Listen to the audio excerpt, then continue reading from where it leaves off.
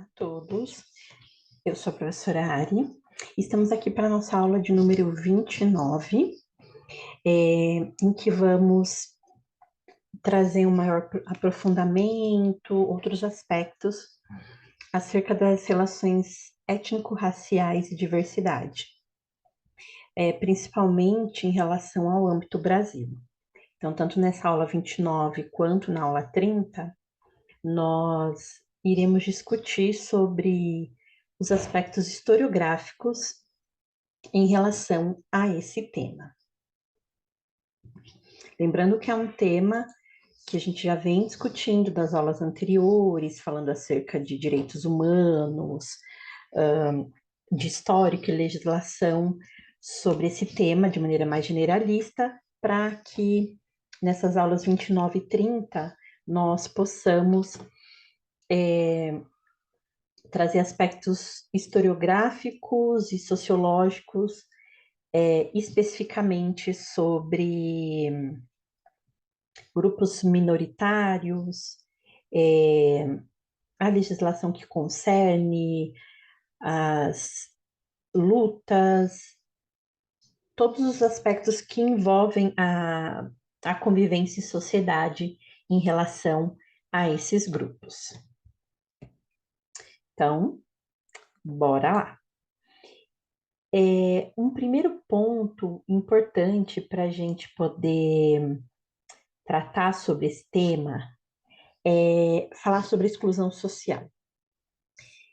Em aulas anteriores eu já falei que um dos pontos que caracteriza um grupo minoritário é que, mesmo eles vindo a ser um grupo que possa ser uma maioria na população de um determinado país, de uma determinada região, eles sofrem um processo denominado como exclusão social. E o que seria a exclusão social? Eu quis trazer para o início dessa aula a conceituação para que a gente possa discutir o caráter histórico sobre isso. Então, exclusão é quando um determinado grupo, um determinado povo é marginalizado na sociedade. E o que é ser colocado à margem da sociedade? É tanto no aspecto físico-territorial, esses povos serem colocados fora dos centros urbanos, em regiões periféricas que não têm uma boa infraestrutura, quanto no caráter econômico-financeiro, não tendo acesso a melhores condições no mercado de trabalho, muitos, por exemplo, não tendo acesso até mesmo a documentos, abertura de conta bancária,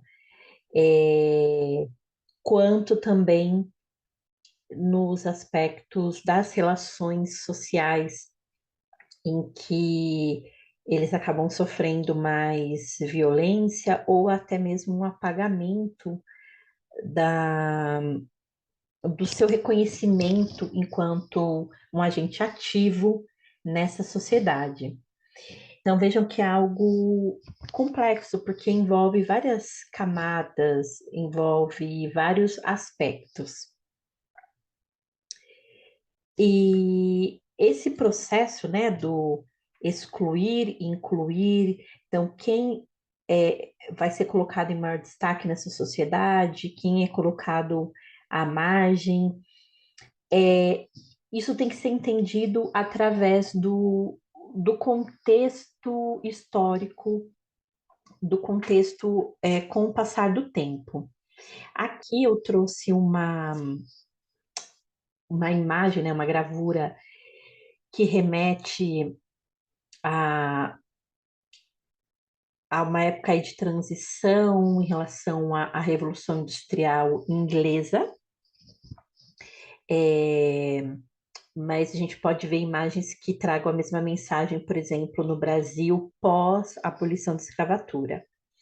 O que temos de similaridade, por exemplo, nessa época da Revolução Industrial na Inglaterra, em que é, você vê os bairros pobres, os bairros marginalizados, com pessoas que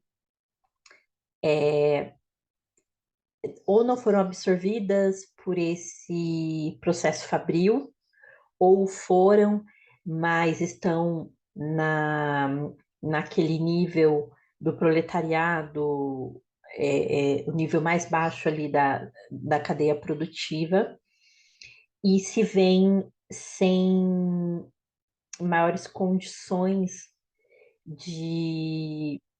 Aqui mostrando os aspectos físicos dessas condições de moradia, de saneamento, né, condições ali de limpeza, de alimentação. Então, é um processo que ocorreu muito forte nesse momento de transição do feudalismo, do agrário para o fabril, que esse processo foi chamado de Revolução Industrial, que também trouxe as repercussões sociais. Por quê? No campo, essas pessoas, essas famílias, ou elas produziam em terras de terceiros, né, para ganhar ali uma remuneração e conseguir a sua subsistência, ou eram terras familiares que produziam diretamente para o próprio consumo. E aí houveram várias leis nesse momento de transição do rural para o urbano, em que de muitas dessas famílias foram retiradas terras, né, foi feito ali o cerceamento, que foi cercamento de terras que foram tomadas pelo governo, e mudou toda a dinâmica produtiva e, consequentemente, a dinâmica social, que levou com que essas pessoas do campo fossem tentar um trabalho nas fábricas, né, que estavam surgindo naquele momento, e por não ter condições financeiras, muitos ficaram localizados, né, foram se agrupando, se localizando nesses bairros mais pobres, sem infraestrutura, que é uma realidade que também nós observamos no Brasil, salvo, né, as, as diferenças de características, mas o processo foi o mesmo. No pós-abolição, que esses ex-escravos não tiveram nenhum subsídio até então do governo imperial, ali no, no primeiro reinado, e muitos foram em busca de condições em cidades maiores, e ali entre final de 1800 e início de 1900, a gente já tem os primeiros passos da industrialização no Brasil, ainda muito tímido em relação ao que foi na Inglaterra, que já estava, né, a todo vapor. E aí a gente vê do porquê das grandes concentrações populacionais hoje nas capitais, principalmente em São Paulo, porque foi onde a industrialização se deu em primeiro. E houve esse movimento migratório, assim como houve de cidades do interior da Inglaterra para Londres, onde o processo de industrialização estava mais forte, se efetivando de maneira mais rápida, né?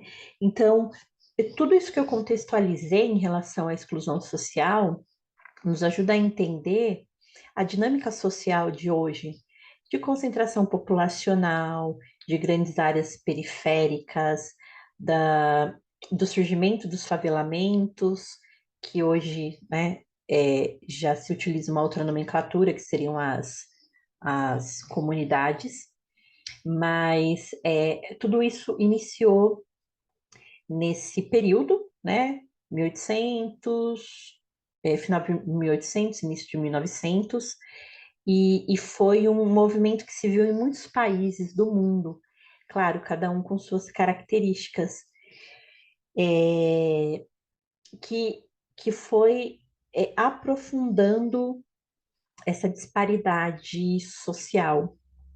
E os grupos minoritários excluídos ficaram sendo aqueles que foram mais impactados por esse processo de transição do campo para a cidade, do agrário para o industrial, impactando totalmente no modo de vida dentro dessas grandes sociedades. E, e aí o aspecto histórico, com certeza, está atrelado com o aspecto sociológico, que é a gente entender o porquê. O porquê essa dinâmica social de exclusão surgiu, a história explica, mas o sociológico explica do porquê elas continuam. Porque mesmo passado tantos anos, né, tanto tempo, a gente ainda vê esse mesmo cenário de disparidade e exclusão social. E a partir disso, aí entra a questão que eu coloquei como conceito inconceitual, porque é, é uma forma de chamar a atenção para a gente poder refletir sobre os aspectos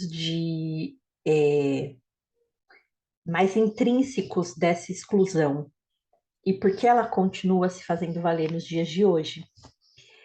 Pelo fator de que a marginalização gera o preconceito. Preconceito em relação à classe social, em relação à cor, em relação a gênero, deficiências, orientação sexual, enfim. A gente pode colocar todos os grupos minoritários que a gente já citou nas aulas anteriores. Então, esse preconceito gera um apagamento da história desses grupos, uma diminuição da sua relevância na sociedade, que gera a desumanização, que é esse termo que eu destaquei aqui, que é a perpetuação de uma mentalidade de que certos grupos têm menos valor do que outros.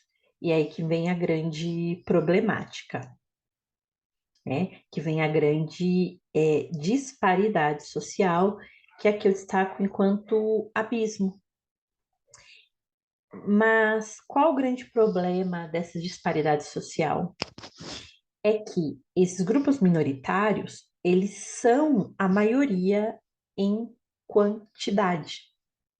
E se a maioria não está sendo pensada e refletida nas políticas públicas, na legislação, e volto a dizer que isso não é um caso somente do Brasil, a gente vê isso em diversos países do mundo, não é algo de governos atuais, é algo histórico que vem desde o primeiro reinado, desde a época do Brasil Império, passou pela Primeira República, Segunda República, governos militares e também, infelizmente, pelo processo de redemocratização.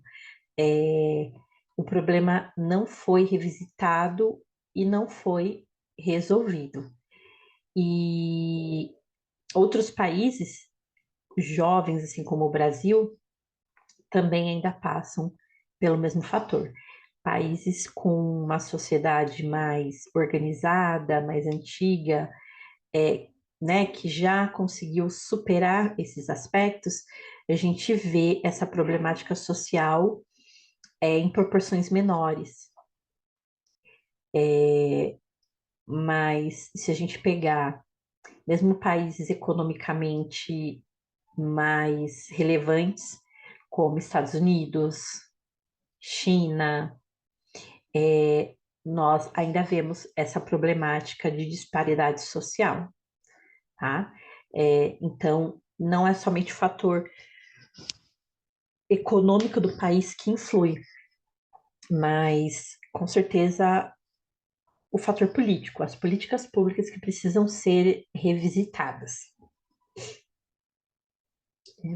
E é que essa imagem que ela reflete bem essa situação no Brasil.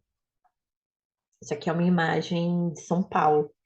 A gente tem bairros vizinhos, colados, em que um deles é um bairro super nobre e o outro é uma das maiores comunidades, favelas do país, né? Não só do estado de São Paulo, da cidade de São Paulo, estão ali próximas, estão coexistindo, convivendo não, mas estão coexistindo. E aí a gente percebe a diferença de como as políticas públicas elas agem em relação a um grupo em detrimento do outro, né? E enquanto os grupos é, majoritários, né, que têm uma maior atenção, além de ter um potencial econômico maior, e por isso estão nesses grupos, com certeza as políticas públicas, a legislação como um todo os favorece mais do que os grupos minoritários, que quando a gente diz que eles são excluídos, são colocados à margem do sistema, e como eu falei no início, tem o fator territorial disso, mas também o, o fator de como a legislação impacta esses grupos minoritários.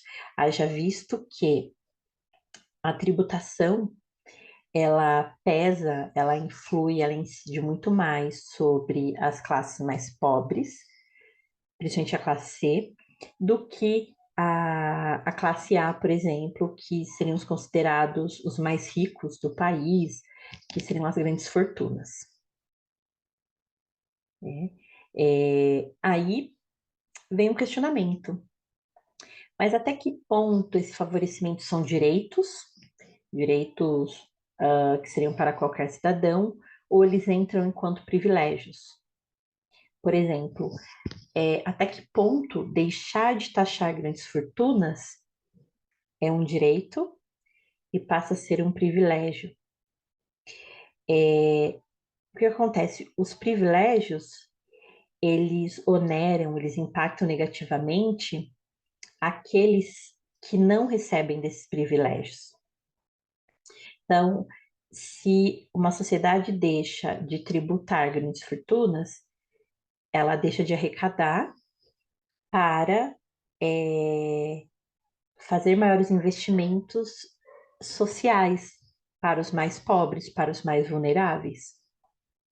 Então, se entra nessa questão, nessa discussão, que aqui o nosso objetivo é colocar essas questões do ponto de vista historiográfico, para que a gente possa entender como chegamos a esse panorama atual, né?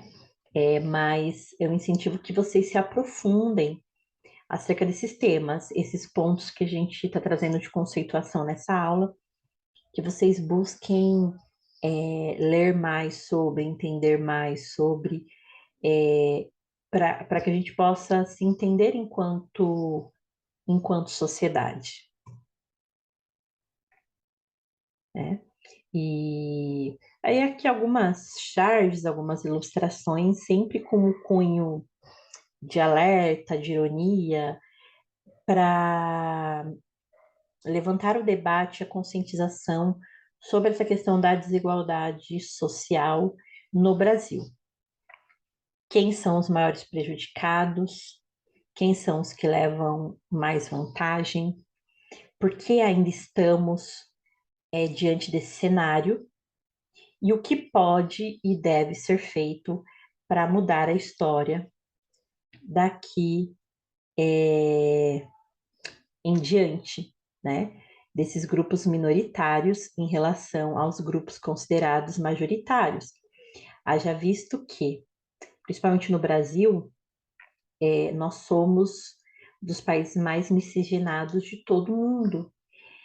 Então, não tem lógica haver essa disparidade, essa discrepância entre, principalmente, raças, culturas, sendo que somos um país realmente fruto da miscigenação, que a nossa identidade, a nossa raiz e origem, ela resulta da mistura de povos, né? Então, na verdade, éramos para ser totalmente o oposto do que somos hoje.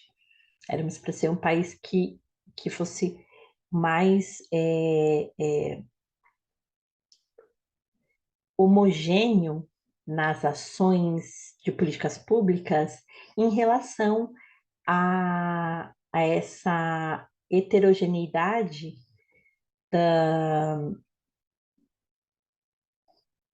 da, das nossas raízes, né? Das nossas culturas.